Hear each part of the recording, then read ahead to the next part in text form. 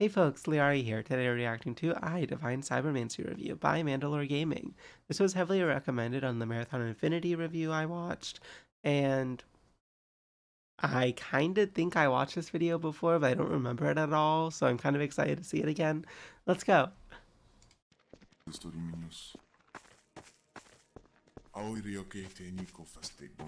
So, this is I Divine Cybermancy? How do I even start this? I've heard people call this game inaccessible, but that doesn't seem like enough. Mechanically, this is a pretty complex game. I comes with 23 tutorial videos, but you can still Okay. get... I'm technically, just so you know, in front of the health and level part of the UI. I'm sorry, just that's what it looks like, in case you need to know. lost. That's already kind of rough, but it also comes with one of the strangest plots I've ever That's seen in a game. awful. Things are about to get weird.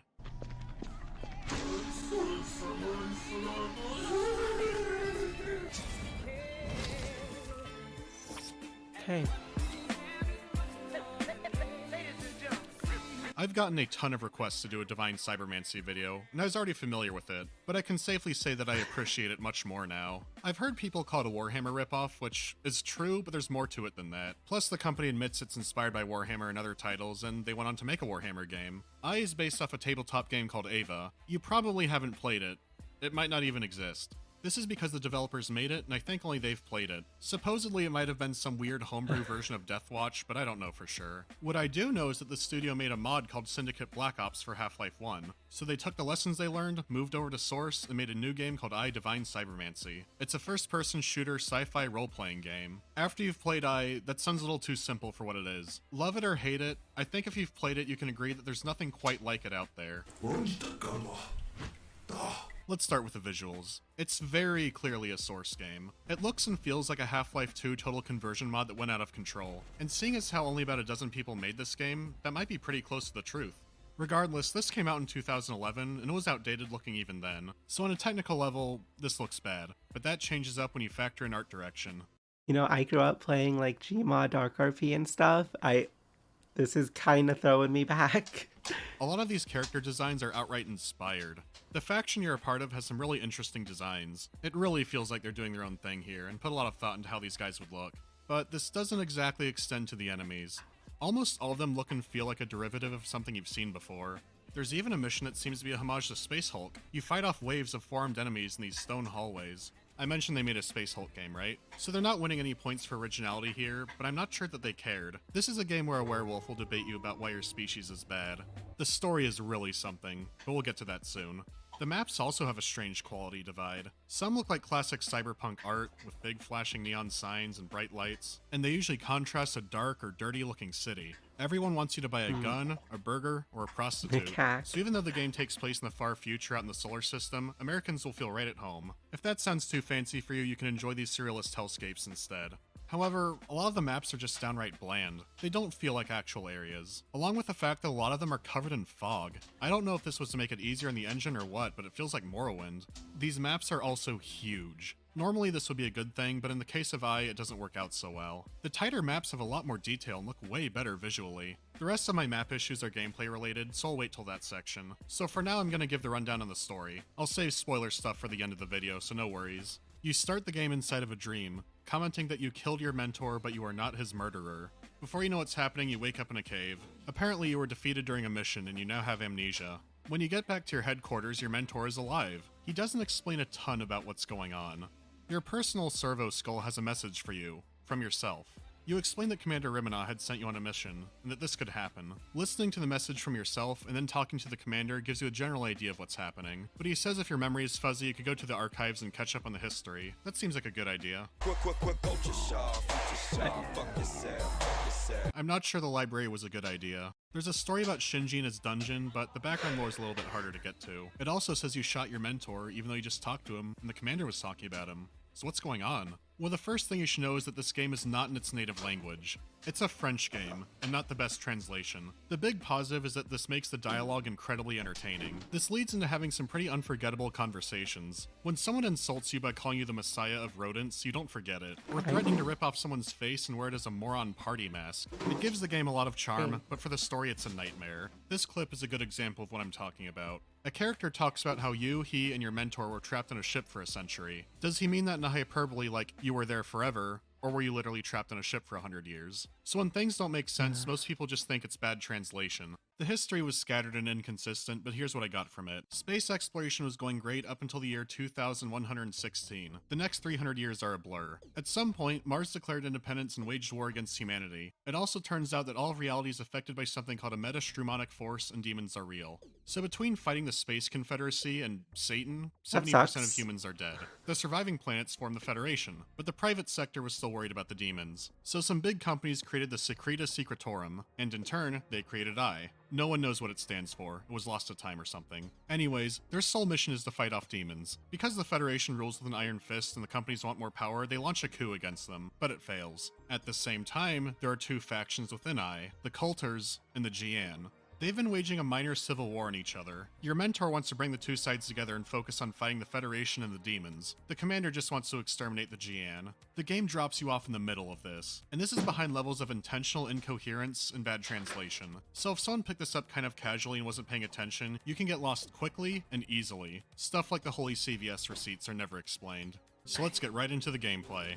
Right off the bat, I'll say the ceiling of fun you could have in this game is higher than games like Deus Ex. At least when it comes to how broken you can make yourself. You can turn people to monsters, throw cars, turn invisible, create armies of yourself, hack into people's brains and turn them into a puppet. You can even teleport inside of an enemy and blow them up. And that's not even everything. But this is a role-playing game, so you will have to earn it. Here's how character building works. When you first fire up a game, you have 3 genes to choose from. Each one affects a different stat. Some might give high bonuses to one, but also give penalties to another. So when you roll, you can get a balanced character. Or you can just put them all in the meta gene. Then you roll until you're pretty overpowered. Even if you start with a high stat character, you still have mountains to go. You get experience by killing enemies or doing missions, and then when you level up, you can spend ability points. That's not groundbreaking, but that's not all there is. If you've played E.Y.E, you know what I have to talk about here. For just about everything you do, you get a currency, but it's not credits, it's bruise off. If I mangled that pronunciation, I apologize. I used to be under the impression that it was just a weird sci-fi currency they made up, but after I actually googled it, it turns out it's an obscure French slang for money. That took me by surprise. The thing is, there's a world of wonderful things you can do with this bruise off. If you have enough money, you can open up your character menu at any time and buy a cybernetic upgrade. So the French took over the world in this future. That's what I'm getting? These improve your character in just about any way you can imagine. I would advise investing in your legs. More on that later. You can use your money in the temple headquarters to buy new psychic powers, cybernetic powers, or new weapons. All of these items usually come with stat requirements, so you can't buy them all at once. They might also need research. E.Y.E uses a very similar system to the original XCOM. When you kill an enemy, they have a random chance of dropping a briefcase. These cases have research items, so you want to grab as many as you can. Research costs bruise off and happens in the background, but you can spend more money to assign more scientists to speed up the process. This does have a few catches. First, what you get is completely random, even though some enemies are known to have higher drop chances for loot. The issue with this is that some research requires other research. The game has an entire tech tree. On top of this, some research is completely useless. I don't mean tiny bonuses, I mean they do literally nothing. And you can't really tell which research is going to be junk, so don't spend all of your money on one research. There's only a few useless ones, but it's something to keep in mind. It does incentivize playing the game longer since there's some pretty powerful endgame researches you can get. Most of the really devastating weapons need them, but having them be from pure RNG is kind of annoying. The max character level's 120 and there are tons of powers and weapons to unlock, so this variety seems good. How's the gameplay? Well, if you like the original Deus Ex, you'll feel somewhat at home. It's nowhere near as intricate, but it is familiar. Let me explain. You usually have multiple methods for accomplishing a mission. If you're assigned to assassinate someone, you could just go and kill them from a window, but you can try a more subtle approach. How about convincing someone to do it for you? How about hacking a security system and turning it against them? What if you just hack someone's cyberbrain, control them like a puppet, and then send them out to do the murder? You have a ton of freedom in how you can do things, with a catch. No matter how you conduct a mission, it won't really affect the story. The only exception is one planet where you can choose one of 3 paths to go on. These lead to maps which are exclusive to your decision, but other than that, it doesn't happen anywhere else. So if you like RPGs with big decisions and story effects, that doesn't really happen here. It makes up for this with all the side quests it offers in the main storyline. As you progress, you can unlock new areas in the temple and then go back to areas or visit new ones. These will give you a bunch of plotless side objectives. So they're ultimately for farming and having fun, not more story content. It has an insane plot, but the game is okay with you ignoring it. Even the difficulty settings kind of hint at this. You can crank up how challenging the enemies are, and even their spawn rates. The payoff is you get more XP and bruise off when you kill them. In fact, even with a cloak, stealth is pretty hard in this game. You can dumb down their detection AI, but that doesn't feel very fair. It already has its struggles since they're basically multiplayer bots. So except for mission rewards, everything else is highly encouraging you to kill enemies. They sure gave you a lot of ways to do it. So how fun is the gameplay? Let me introduce you to a starter weapon SMG. It has 2 fire modes, full auto and fuller auto. I like that. This could be the best game ever made. I kind of blocked the gun, I'm sorry.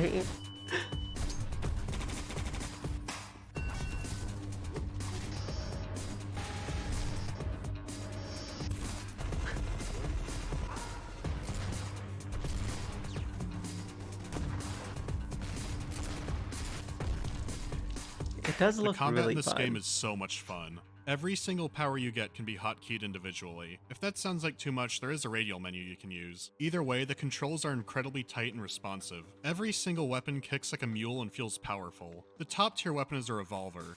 You don't see that too often. Plus, it doesn't need research or high stats. You can even wield it or any other handgun with a sword. You won't even care how stupid it looks because it's so fun. I love that. As the game would say, holy weed.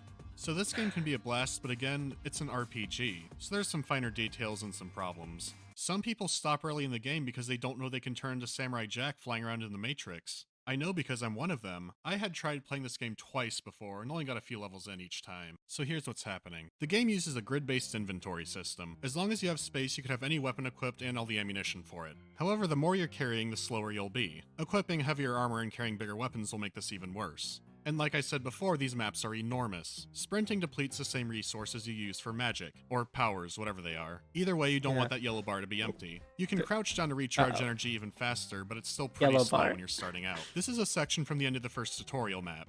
Look how far you have to climb down. Look at this walkway. There's not a set piece being shown off, there's no enemies here, it's just needlessly long. In the first city mission, you might have to cross the map 4 to 5 times. The ends of some of these hallways don't even render. That's how far you're going to be walking around. I usually don't mind this if there's a lot of atmosphere or things to find, but in E.Y.E, it's just silly. There's an alternate path in the tutorial where you don't have to fight any enemies, but I'm kind of convinced it's a prank. You crawl around in kilometers of vents, you jump down the Tower of Terror, you climb up the biggest ladder in the game. Is this real music? More crawling, more vents, and guess where it spits you out? At the same side of the walkway you would have taken if you had gone around normally. Who does this? E.Y.E basically has the long way and the longer way. So even if you start the game with really high agility and wear light armor, you still need to put points in those cyber legs. Then the problem isn't as bad. They'll race behind you. They will stop. Oh, the yellow bar is not going down. But in time, they will join you. It barely is. In time, you will help them accomplish wonders. It's gonna be a while before you're there, though. I also know some people who are turned off by the death system. Besides losing health, there are other effects you can have, like going insane or hallucinating, but you can perform maintenance on yourself to fix it for an energy cost. Out of everything, you seem the most likely to break your legs. That slows you down, so you really don't want that. When in doubt, just press the button until the game confirms your legs are okay. Because if you play through this with broken legs, you're gonna have a really bad time. You can also heal yourself or others with medkits to regain health, but don't use it too early. You can overdose on them and die. It's amazing. You can always die directly the old-fashioned way from some bullets. But there's also a minigame for hacking, and you can hack almost anything. Instead of just holding X to hack, you basically play a turn-based strategy game. There's some big benefits to hacking, but if you fail, your cyber eyes might get taken over, or the security system will fry your brain and you'll die instantly. When you die, a resurrector will activate. This will get your body back up where it was. Ooh. If you manage to run out of resurrectors, it'll kick you out of the level and shove you into a dream again. But then it'll pick up your mission from a checkpoint. At first I thought this seemed way too easy. But these resurrects don't always go smoothly. There's a chance of something bad happening, which depends on a karma system which, frankly, I don't understand. But if this is triggered, or if you die in a way where your body can't be resurrected where it lies, you get a fatal wound. There's a few kinds of these, and they can stack, and they are permanent stat debuffs. So if someone is exceptionally bad at the game, their stats can be reduced down to what's basically unplayable. That's a good incentive to not die. The only way to cure them is with researches down the tech tree. They're fairly rare, expensive, take a long time to research, there's a different one for each fatal wound. So a clumsy player only interested in the story isn't going to get very far. Unless they bring a friend. And fucking how high were you to make this game this high?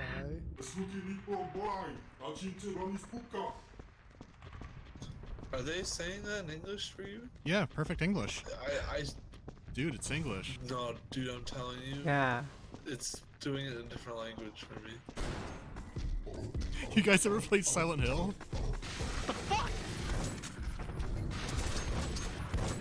Why is he dual wielding hammers? This game can be completely played in co-op. It has a 32 player limit. 32. You can use your character from single player and multiplayer, so you're building up your character for both modes no matter what you're playing. If you're doing a campaign mode, only one person can get dialogue at a time, so the fun is fighting off hordes of difficult enemies. I was surprised that the co-op multiplayer is still alive. When I played on public servers, there were still random people coming in and out. There are also competitive multiplayer modes, but all the ones I saw were dead. The single player can be fun, but the multiplayer is even better. Ultimately, I think this game's Looks greatest fun. strength is giving you a fun set of powers to play with in a big playground. So for all its issues, how is the story? Without spoilers, I'll say it's interesting and something that works best in a video game, but bad translation is a problem and that fan patch doesn't fix things. So if you're ready to embark upon the cycles of guilt, keep watching. Otherwise, go to this time to skip spoilers. You good? I'll edit that. Okay. If I had to describe the plot visually, it would be this. Not what I expected, so here's the details. Throughout the game, Commander Rimina sends you on your missions, but most of them are about sabotaging the Jian. You often disguise yourself as one, setting off terrorist attacks or assassinating people as one of them. This is the Commander's way of trying to demonize them so they can be removed. But there are a lot of things that don't add up throughout this. Your mentor seems pretty suspicious of what you and the Commander are up to, but he doesn't do anything about it. He seems interested in finding out things for himself, but seems kind of powerless to do anything about the events. In a way, so are you. A character died in front of me at one point, but then appeared again the next mission like nothing happened. He just says, "I'm here sooner than you expected, huh?" But then he's just killed again. You can save him in the previous mission, but not this one. He dies no matter what. This doesn't make sense, but characters are acknowledging this is happening. There are conflicting reports about characters being alive or dead. People are speculating on the nature of reality. People remark that you monologue a lot. There's also a few chatty, non-hostile demons. Some just tell stories, but the one who talked about his cycles of guilt is probably the most relevant. After you talk to the, God Emperor on Mars, well, he's unimportant. You only have 3 main options to choose from. Following your commander's orders means killing off your mentor, followed by assaulting the Jian Temple with your culter allies Order 66 style, until other culters come and say you're betraying the organization and that Rimina is rogue. And you know, that leads to the best line in the game. It's debatable. No matter what ending you choose, whether it's helping your mentor, the commander, or the Federation, it always ends the same way. Your mentor is killed and you have to assault the temple. No matter what, you have to kill Rimina. The credits to the game are on an altar in the room where he dies. But when you leave it, you're taken back to the temple. People basically tell you that his office has been empty for years. But if you go back to the room where you killed him, there's a portal that leads to the weird dream. Your commander, the mentor, and a character only known as Mysterious are there. They ask you about learning anything and consequences and the nature of reality. When you leave this dream, guess where you are? It threw you into New Game Plus. The only way to get the true ending is to beat the game 3 times with each ending with the same character. So I just went ahead and did that. Each playthrough basically lets you play through one new map. Before you fight the commander, a mysterious character will appear and give you a new psi power. When you restart a game a 3rd time, there's a portal in the cave that takes you to the true ending. Now here's where things get really odd. One of the demon enemies is there, but this time it's a character. She says you should recognize her, but that your guilt prevents you from doing so. What's this all about? She says that you're trapped in your cycles of guilt. And unless you're paying attention to the side babbling of some characters, you're not going to know what's happening. There's a character in the temple who's not flagged for importance called the Traveler of Worlds. There was a high priestess who was a wife of an important member of the order, but she decided to dick around and explore the forbidden zone beneath the temple. He then explains that, as punishment, his husband had her eyes put out and then she was tortured to death. It sounds like the recurring enemy. If you decide to find your mentor and talk to him between missions, he mentions talking to your wife. You never see her, and as far as I know, it's the only mention of her. The Traveler mentions that the husband was forever changed by this, so the game isn't literally what's happening. You, the mentor, and the commander are the same person. You're the one who's trapped in the cycles of guilt. A really basic high school philosophy lesson is the allegory of the cave. If you've never heard it, to summarize it, some people raised in a cave think shadows on the wall are reality. Except unlike that story, you never leave the cave. you're always in the cave. This dude was right about everything. After I did some looking up on the concept, it turns out it's a Far Eastern thing. It's like reincarnation but related to Buddhism and, if you change 2 letters around it sounds like something else. In fact, there's a lot of anagrams in this game. I learned about all these other connections after talking with veteran players because I couldn't find that off the top of my head. All I caught was the cave thing, the plot about the wife. So how does that end? Well, you can choose to pass beyond the frontier to try and find peace. Peace looks like this dump. There's nothing else here, you have to quit out by yourself, and your wife warned you not to break the seal. So if you break the seal, you escape the isolation back into the cycles of guilt. I think there's a few things that could have happened here. The developers might have had a substance-filled night of playing 40k games and then had some kind of spiritual experience, or they just lacked the assets and budget to make a really good long game, so they just found a way to repeat it and make it interesting. Either way, I haven't seen something like this in a game before, but I got dangerously close to doing an actual story analysis there, so I have to read this. Rimina's deep and multi-layered character compellingly contextualizes the rest of the experience, making it truly memorable. I feel so sick. In the end, Divine Cybermancy is the roughest gem there ever was, but it's still a gem. It's still not a game I could recommend to everyone. It took me a few tries to get into it. If you're willing to pass a sheer cliff of a learning and story curve, you might have a good time with it. It's definitely worth it for the co-op alone. On Steam it goes for $10 full price. For someone like me, that was more than worth it. For the next video I'm still looking at requests. I still need some time with Elite Dangerous. Excuse me, boy, but you violated the NAMP. Maybe a really long time. So until then, keep giving me ideas of what you want to see. Thanks for watching. Wow. I felt fast. I guess he doesn't do the question segment in this time period. This is like a 6-year-old video, or It's I guess like 5. Russian or something. You probably fucked up because this is a French company. Well, Mao. Okay, so yeah, it's 5 years old. I like that.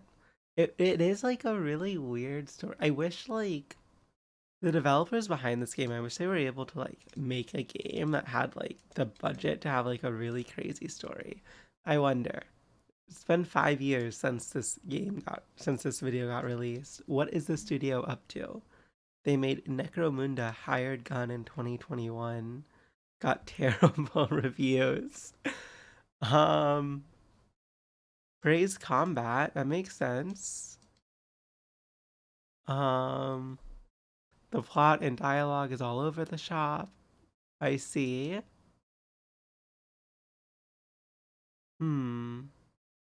Buggy, okay.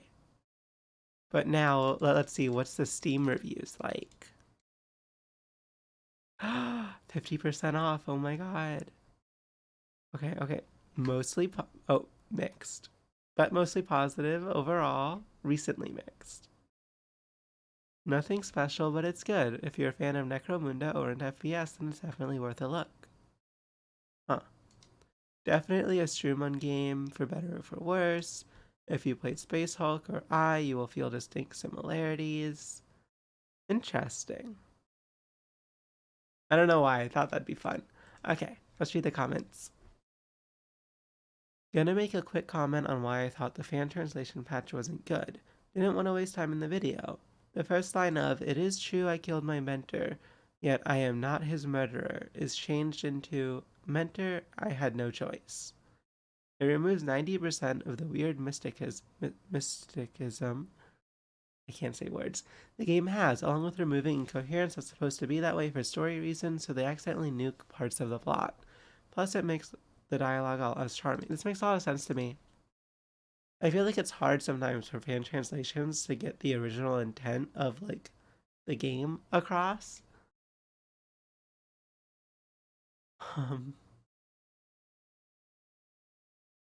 Here's a starter SMG. It has 2 fire modes, full auto and fuller auto. Not only was this made by 40k fans, but this was made by orc players. This dude's French and is confirming that the conversations are a bit trippy even in their native language. That makes sense. Installed a translation mod. The story is actually really impressive. It's trippy and surreal, but it's pretty clever. Everything that seems arranged at first actually makes sense in a really dark, unsettling way. Also, it's worth pointing out, if you don't read all the optional text in the library, etc., you miss out on a massive part of the puzzle. That there's a freaky process by which someone can become essentially immortal, like becoming a lich, through cybernetics and magic. But in order for this transfer to happen, their mind has to be locked into a looping state. Interesting. In the opening area with the portal, that's a forest, except all the trees are dead, also explained in the library. Huh. Interesting. E.Y.E is great, just needs the Pathologic 2 treatment. Yeah, a sequel to this game would be so neat. This is what this comment's saying. One of my favorite things in this game. Hacking other players by overdosing them on medicine. Killing. Hacking a turret for manual control and having a second player throw it, like any Source Engine game, it flies much farther than it should. Your legs are okay. Killing small critters reduces the karma meter you never heard of. Oh. Killing everyone in the main base just for fun and profit before reloading it. Failing to hack a door and being hacked by the door, the only way out is to hack yourself. Sounds like a 6-year-old made it for the last bit. I can see my little sister saying something like that. Started playing the game. I am now convinced a 7-year-old designed the weapon balance. How many rounds should the pump shotgun hold? 32. Bam, bam, bam. How many bullets should the SMG shoot out in a second? All of them. Brrr. When should the minigun be unlocked? You start with it. Miniguns all around. How do you avoid bullets? Swords that explode when you hit people with them. I'm a little sick. I feel like I'm not giving this the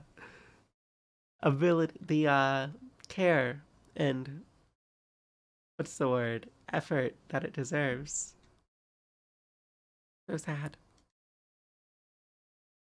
I've heard some people call this game inaccessible, still get lost in tutorial videos, strangest plots I've ever seen. Sounds like my kind of game. I will say, like, it sounds like the kind of game I wish I could play, but if I actually played it, I get bored in like 3 hours. I'm curious. Maybe one day I will. I feel like it could be fun, especially if I like streamed it. Would help get over like the early game boring part. You did it, Mandalore. You managed to explain a really fucking confusing game in a really simple and non-pretentious way. You did a really good job. This was a really good video. Alright. Okay, for those who didn't... I'm not going to explain for those who didn't get it. You can read this comment on your own. I'm sorry. I'm sick. I want to end the video. I don't like speaking. Like, I have like a cold type thing, so it's annoying to speak. Alright. Thank you so much for watching, folks. I hope you have a good rest of your day. Bye. Hey folks, thank you so much for watching. Remember to like the video, subscribe on YouTube, follow on Twitch, and have a great rest of your day. Bye.